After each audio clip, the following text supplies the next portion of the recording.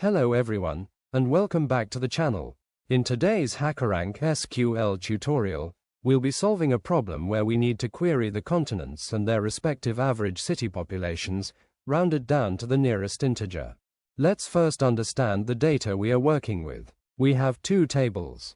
City table contains information about cities such as the city name, population, and the country code, which connects each city to a country in the country table. Country table contains details about countries, including the country code, the country name, and the continent it belongs to, continent. We are asked to return all the continents along with the average population of their cities. To solve this, we'll join the two tables. The country code column in the city table matches the code column in the country table, so we'll use this to connect cities with their countries.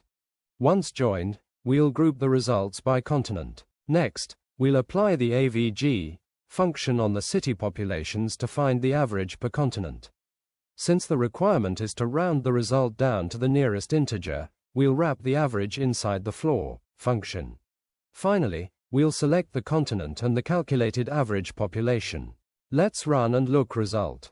Result seems correct. Thanks for watching video.